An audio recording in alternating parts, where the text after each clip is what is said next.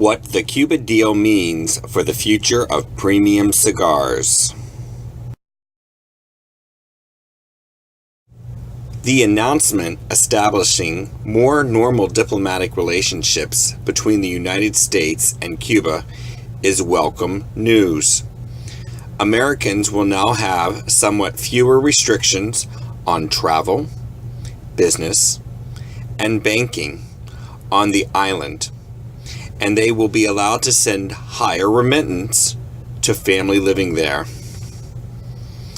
Yet, the one benefit that captures the imagination of most people is the possibility that two of Cuba's most famous exports, cigars and rum, may finally become legally available in the United States. Even in the best case political scenario, we're still a long way from finding Cuban cigar brands at our local retail establishments. The obstacles. 1. The embargo is still in place. Removing the embargo on Cuban imports that has been in place since 1962 would require an act of Congress. The rules now in effect allow American travelers to return with up to $400 of Cuban goods, of which only $100 can be alcohol or tobacco for personal use.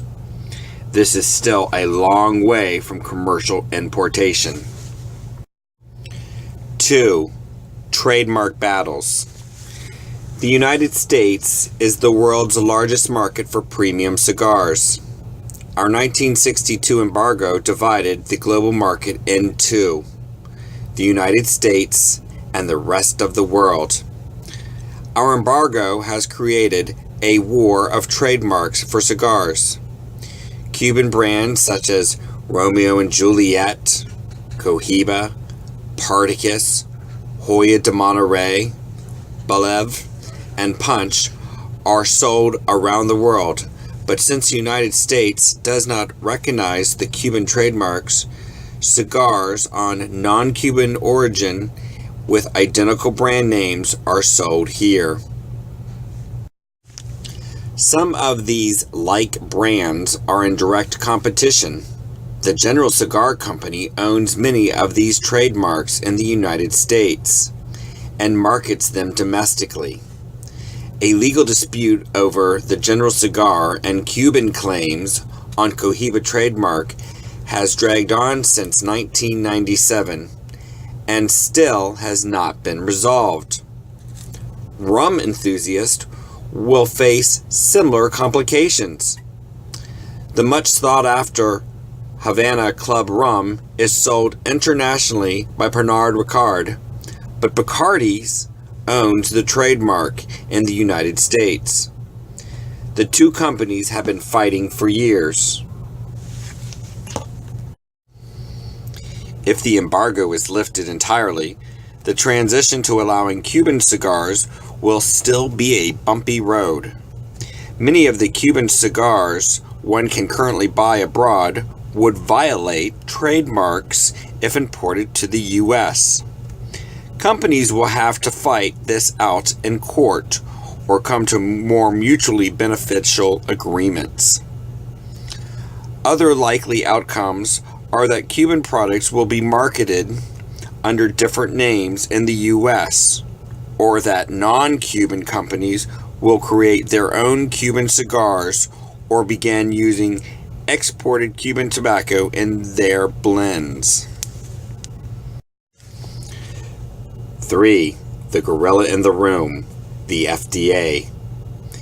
If the embargo is lifted and the trademark disputes are worked out, then we have clear sailing. No. When Barack Obama signed the Family Smoking Prevention and Tobacco Control Act in 2009, regulatory power over tobacco was granted to the Food and Drug Administration. Initially, the FDA focused on cigarettes and smokeless tobacco.